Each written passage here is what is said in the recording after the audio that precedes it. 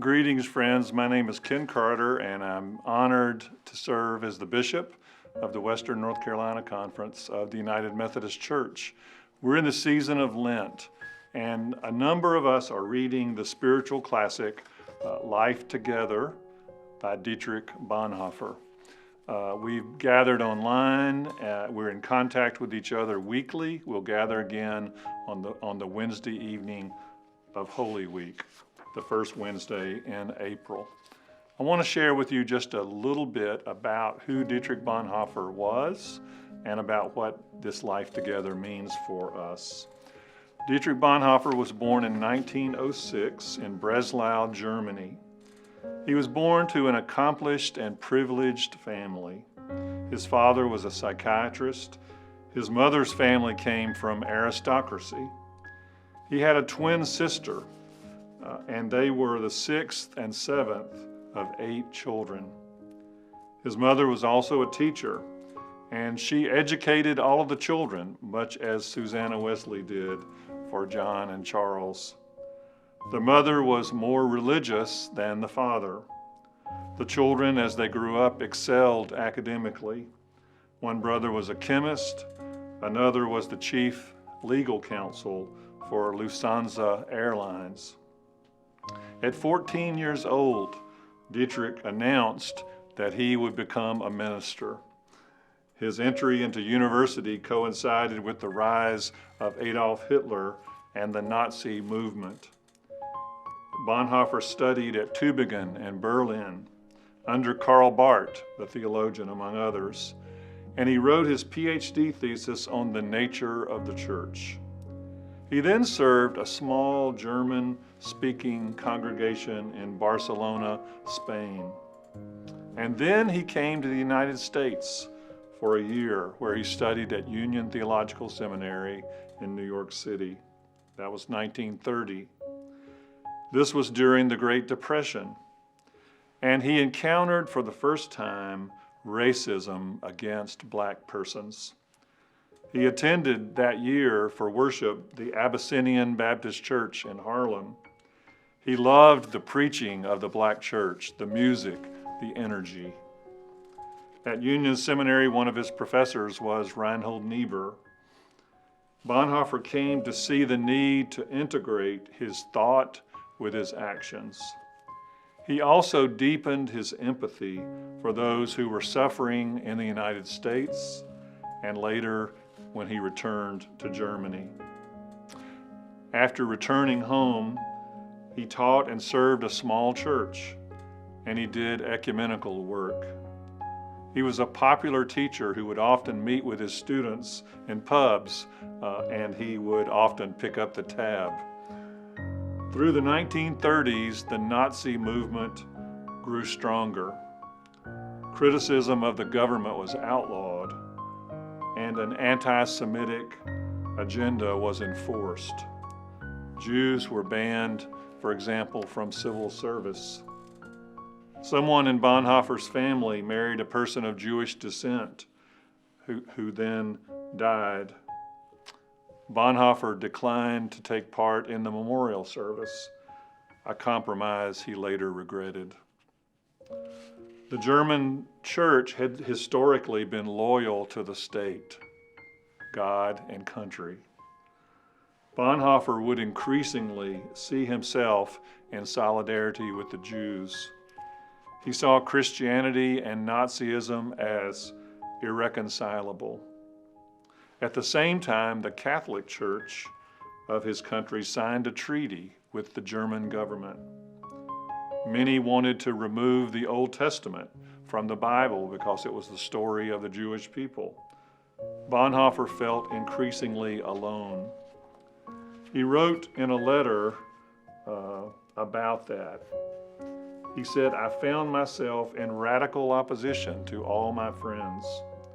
All this frightened me and shook my confidence, so that I began to fear that dogmatism might be leading me astray, since there seemed to be no particular reason why my own view in these matters should be any better, any more right than the views of many really good and able pastors whom I sincerely respect. And so I thought it was about time to go into the wilderness for a spell.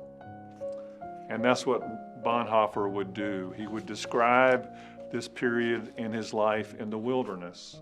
And Lent is really, for us, a wilderness. So Bonhoeffer went briefly to London, England, to clear his thinking and to figure out his life in the wilderness. In England, he worked with the refugees who were fleeing his own home. And upon his return to Germany, he always felt the need to go back home. He saw that there were two options, the state church and the confessing church. Dietrich Bonhoeffer was asked to be the director of a seminary, a school, to train confessing church pastors in Finkenwald, a remote town in Germany. At this seminary, a very simple school they put together, they focused on the Sermon on the Mount, Matthew 5 through 7, which would later become his book, The Cost of Discipleship. The community that was there ate together. They did chores, they played music, they took walks, they studied. In that context, he would write the book Life Together that we're studying. 5 groups of about 25 people each went through this 2-year course. Bonhoeffer described it as the most fulfilling period of his life. In 1935, the confessing church that Bonhoeffer taught and led was declared illegal. For example, it was illegal to have intercessory prayers in a church service, to pray for other people, because this was a way people were communicating that their friends and family members were in trouble and were being harmed. It meant that pastors could be arrested. The persecution intensified, and many pastors spent time, sometimes years, in concentration camps. In the next years, pastors were required to swear an oath to Hitler. Bonhoeffer continued to train people in a kind of underground church. In 1938, the synagogues were destroyed and Jewish businesses were looted. Bonhoeffer grew despondent over the role of the church and that the church did not seem to have a voice. He connected with a movement that planned to assassinate Adolf Hitler. He weighed the risk and the implications and the benefits. And he began a double life. And his rationale was to alleviate the suffering as an answer to Christ's call. Some of his thinking during this period is in his book, Ethics. Bonhoeffer smuggled people out of Germany. He had a romantic relationship with a woman, mostly by correspondence. In 1943, he was imprisoned. He was stripped of all of his possessions, even his Bible, and then he was placed in solitary confinement. When the officers discovered that his father was a famous psychiatrist, his conditions improved. He was given back his Bible. He was given better coffee. He was able to write letters, and he was able to take walks outside. The letters he wrote during this time in his life became letters and papers from prison. Bonhoeffer contemplated committing suicide. He developed a daily ritual, and he used, interestingly for us in North Carolina, he used the Moravian daily text. And he kept the church calendar: Advent, Christmas, Epiphany, Lent, Easter. He was in prison for 18 months. Bonhoeffer came to see that Christianity needed to connect to the real world in which we live and its suffering, and not to avoid it. He was in prison for 18 months, and after another plot to kill Adolf Hitler backfired because it failed, the opposition to him became stronger.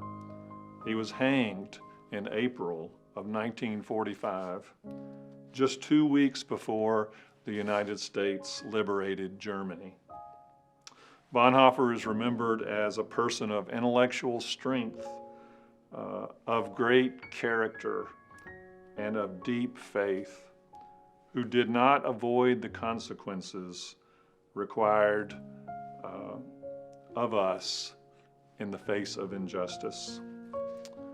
The best recent biography of Dietrich Bonhoeffer is by Charles Marsh, entitled Strange Glory. I'd encourage you to avoid the biography by Eric Metaxas. It has been regarded universally by Bonhoeffer scholars around the world as not being an accurate representation of who Bonhoeffer is. Some of what I've shared I've drawn from a wonderful book by Nancy Keene, who teaches at Harvard Business School. She's a woman of Christian faith, about 5 different leaders: Lincoln, Frederick Douglass, Rachel Carson, and Bonhoeffer, and especially her chapter on Bonhoeffer. I encourage you to continue reading Life Together during this season, and thank you for listening to this podcast and for viewing this conversation.